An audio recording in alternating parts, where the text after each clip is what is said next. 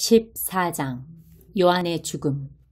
그 즈음에 지역 통치자인 헤롯이 예수에 관한 소문을 들었다. 그는 신하들에게 말했다. 죽은 세례자 요한이 다시 살아난 것이 틀림없다. 그래서 그 사람이 능히 기적을 행하는 것이다. 전에 헤롯은 자기 동생 빌립의 아내인 헤로디아를 달래려고 요한을 체포하여 사슬에 채워서 감옥에 가두었다. 요한은 헤롯과 헤로디아의 관계가 불륜이라고 말해 헤롯을 자극했다. 헤롯은 그를 죽이고 싶었으나 요한을 하나님의 예언자로 우러르는 사람들이 하도 많아서 두려웠다. 그러나 그의 생일잔치 때 기회가 왔다. 헤로디아의 딸이 손님들을 위해 춤을 추어 영흥을 돋우었다. 헤롯의 마음이 녹아버렸다. 술김에 흥분한 그는 딸에게 원하는 것이면 무엇이든 주겠다고 맹세했다. 이미 어머니의 지시를 받은 딸은 준비가 되어 있었다. 세례자 요한의 머리를 쟁반에 담아주세요. 왕은 한순간 정신이 번쩍 들었다. 그러나 그는 손님들에게 체면을 잃고 싶지 않아서 그대로 했다. 요한의 목을 베어 쟁반에 담아 소녀에게 주라고 명한 것이다. 딸은 그것을 가져다가 자기 어머니에게 주었다. 나중에 요한의 제자들이 시신을 거두어 엄숙히 장례를 치르고는 예수께 알렸다. 너희가 먹을 것을 주어라. 예수께서 그 소식을 들으시고는 배를 타고 빠져나가 혼자 외딴 곳으로 가셨다. 그러나 허사였다. 그분을 본 사람이 있어서 금세 소문이 퍼졌다.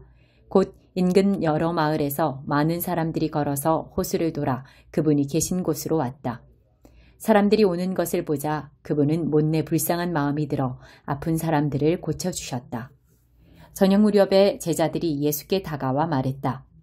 여기는 시골이고 시간도 늦었습니다. 사람들을 돌려보내 마을에 가서 저녁을 먹게 해야겠습니다. 그러나 예수께서 말씀하셨다. 보낼 것 없다. 너희가 저녁을 주어라. 그들이 말했다. 우리에게 있는 것이라고는 빵 5개와 물고기 2마리뿐입니다. 예수께서 말씀하셨다. 이리 가져오너라. 그분은 사람들을 풀밭에 앉히셨다. 그러고는 빵 5개와 물고기 2마리를 손에 들고 하늘을 우러러 기도하시고 축복하신 다음 빵을 떼어 제자들에게 주셨다. 제자들은 다시 무리에게 음식을 주었다. 그들 모두가 배불리 먹었다. 남은 것을 거두니 12바구니가 되었다. 먹은 사람들이 5,000명쯤 되었다. 물 위를 걸어오시다. 식사가 끝나자 예수께서 제자들을 재촉하여 배를 타고 먼저 건너편으로 가게 하시고 그동안의 사람들을 돌려보내셨다. 무리가 흩어지자 예수께서 산에 올라가 혼자 기도하셨다. 그분은 밤늦도록 거기 혼자 계셨다. 한편 배는 이미 바다 멀리까지 나갔는데 맞바람이 치면서 파도가 배를 세차게 때렸다. 새벽 4시쯤에 예수께서 물 위를 걸어 제자들 쪽으로 오셨다. 그들은 무서워서 꼼짝도 못했다. 유령이다. 그들은 겁에 질려 소리쳤다. 그러나 예수께서 얼른 그들을 안심시키셨다. 안심하여라. 나다. 두려워 마라. 베드로가 갑자기 담대해져서 말했다. 주님, 정말 주님이시거든 제게 물 위로 걸어오라고 명하십시오. 예수께서 말씀하셨다. 오너라. 베드로는 배에서 뛰어내려 물 위를 걸어서 예수께로 갔다.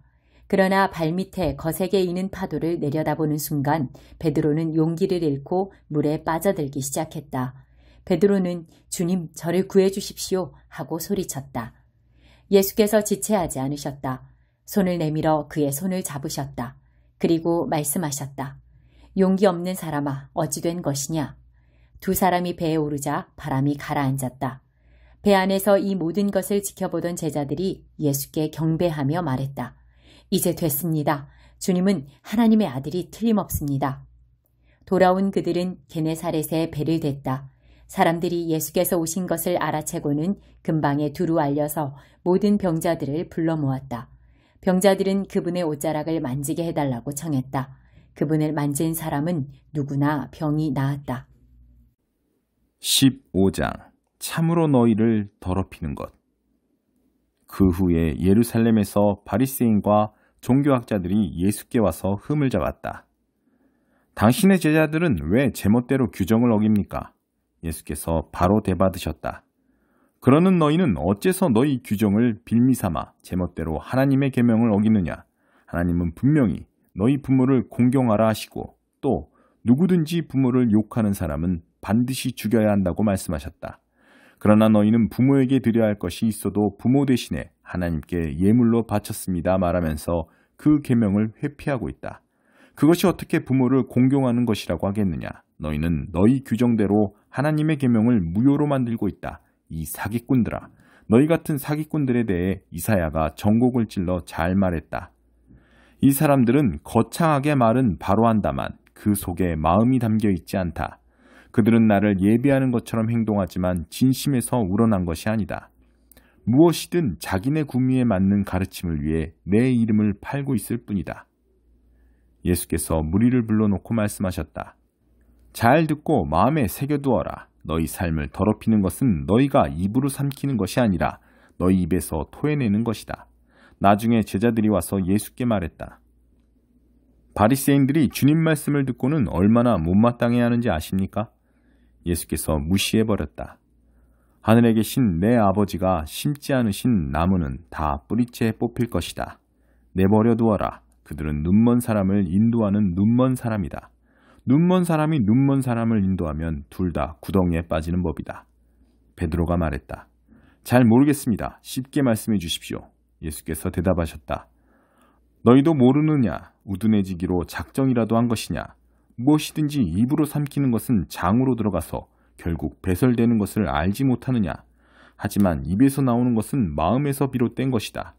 우리가 토해내는 악한 논쟁과 살인과 간음과 음란과 도둑질과 거짓말과 악담이 모두 마음에서 나온 것이다. 우리가 토해내는 악한 논쟁과 살인과 간음과 음란과 도둑질과 거짓말과 악담이 모두 마음에서 나온다. 바로 이런 것들이 너희를 더럽힌다. 어떤 음식을 먹고 안 먹고 손을 씻고 안 씻고는 전혀 상관없는 일이다. 병든 사람들을 고쳐주시다. 예수께서 거기에서 떠나 두로와 시돈으로 가셨다. 그들이 도착하기가 무섭게 그 지방에 사는 가나안 여자가 다가와 간청했다. 다윗의 자손이신 주님, 불쌍히 여겨주십시오. 제 딸이 악한 귀신에 들려 몹시 괴로워하고 있습니다. 예수께서 여자의 말을 무시하셨다. 제자들이 다가와 불평했다. 여자가 우리를 귀찮게 합니다. 어떻게 좀 해주십시오. 성가셔 죽겠습니다. 예수께서 거절하시며 그들에게 말씀하셨다. 나는 이스라엘의 잃어버린 양을 대하는 것만으로도 바쁘다. 그러자 여자가 다시 예수께 와서 무릎을 꿇고 애원했다. 주님, 저를 도와주십시오. 예수께서 말씀하셨다. 자녀들의 입에서 빵을 빼앗아 개들에게 던져주는 것은 옳지 않다. 여자가 재빨리 받았다. 옳습니다, 주님. 하지만 구걸하는 개들도 주인의 상에서 떨어지는 부스러기를 먹습니다. 예수께서 뜻을 굽히셨다. 여자야, 내 믿음이 남다르다. 내 소원대로 되었다. 그 즉시 여자의 딸이 나았다. 예수께서 돌아오셔서 갈릴리 호숫가를 걸어 산에 올라가셨다. 거기에 자리를 정하시고 사람들을 맞을 채비를 하셨다. 수많은 사람들이 중풍병자와 눈먼 사람과 다리를 저는 사람과 말 못하는 사람과 그 밖에 도움이 필요한 사람들을 예수께서 어떻게 하시나 보려고 그분 발 앞에 데려왔다. 예수께서 그들을 고쳐주셨다. 사람들은 말 못하던 사람이 말하고 다리를 저는 사람이 건강해지고 중풍병자가 걸어다니고 눈먼 사람이 사방을 둘러보는 것을 보면서 놀라워했다. 그들은 하나님께서 자기들 가운데 생생히 살아계심을 모든 사람에게 알렸다. 그러나 예수께서는 다 끝내신 것이 아니었다. 예수께서 제자들을 불러 말씀하셨다. 이 사람들을 보니 내 마음이 아프구나. 이들이 사흘이나 나와 함께 있었는데 이제 먹을 것이 없다. 배고픈 채로 가다가는 길에서 쓰러질지도 모르니 차마 보내지 못하겠다. 제자들이 말했다. 하지만 여기는 허허벌판인데 끼니가 될 만한 음식을 어디서 구하겠습니까? 예수께서 물으셨다. 너희에게 빵이 얼마나 있느냐? 빵 7개와 물고기 몇 마리가 있습니다. 그들이 말했다. 그러자 예수께서 사람들을 앉게 하셨다. 예수께서는 빵 7개와 물고기를 손에 들고 감사를 드리신 후에 사람들에게 나누어 주셨다. 모두가 먹되 원하는 만큼 실컷 먹었다. 남은 것을 거두니 큰 것으로 7바구니나 되었다. 4,000명이 넘는 사람들이 배부르게 먹었다. 예수께서 그들을 보내시고 나서 배에 올라 마가단 지방으로 건너가셨다. 16장 나쁜 누룩을 주의하여라. 바리새인과 사두개인들이 또다시 예수께 달라붙어 자신을 입증해 보이라고 몰아세웠다. 예수께서 그들에게 말씀하셨다. 너희 속담에 저녁 하늘이 붉으면 날씨가 좋고 아침 하늘이 붉으면 날씨가 굳다고 했다. 너희가 날씨는 쉽게 내다보면서 어째서 시대의 표적은 읽을 줄 모르느냐. 악하고 음란한 세대가 항상 표적과 기적을 구한다. 너희가 얻을 표적은 요나의 표적뿐이다. 그러고서 그분은 발길을 돌려 떠나셨다. 호수 건너편으로 가는 길에 제자들이 깜빡 잊고 빵을 가져오지 않은 것을 알았다. 마침 예수께서 그들에게 바리새인과 사두개인의 누룩을 각별히 주의하여라 하고 말씀하셨다. 제자들은 예수께서 빵을 잊어버린 것을 꾸짖으시는 줄 알고 수군거리며 대책을 논의했다. 예수께서 그들이 하는 일을 아시고 말씀하셨다. 어째서 빵을 잊어버린 것을 가지고 이렇게 걱정스레 수군거리느냐. 믿음이 적은 사람들아, 아직도 알아듣지 못하겠느냐. 빵 5개로 5,000명이 먹고 거둔 조각이 몇 바구니며 빵 7개로 4,000명이 먹고 거둔 나머지가 몇 바구니였느냐. 빵이 문제가 아니라는 것을 아직도 모르겠느냐. 문제는 누룩, 바리새인과 사두개인의 누룩이다.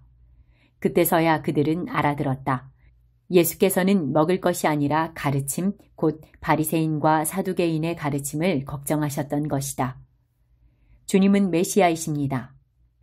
예수께서 빌립보의 가이사랴에 있는 마을에 이르러 제자들에게 물으셨다. 사람들이 인자를 누구라 하더냐?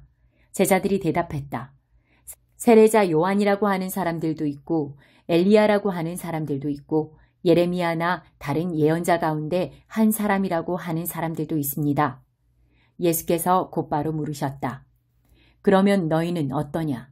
너희는 나를 누구라고 하느냐? 시몬 베드로가 말했다. 주님은 살아계신 하나님의 아들이시며 그리스도 곧 메시아이십니다. 예수께서 대답하셨다. 요나의 아들 시몬아, 너는 하나님의 복을 받았다. 너의 그 대답은 책이나 교사들한테서 나온 것이 아니다. 하늘에 계신 내 아버지 하나님께서 친히 너에게 참으로 내가 누구인지 그 비밀을 알려주셨다. 이제 네가 누구인지, 참으로 네가 누구인지 내가 알려주겠다. 너는 베드로 곧 바위다.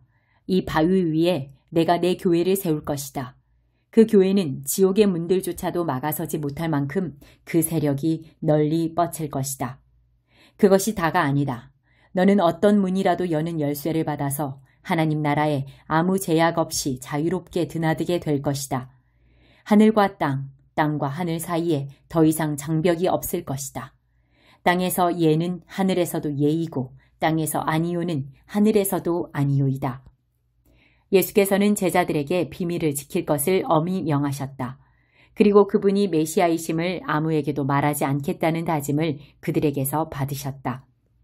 결정은 내가 한다.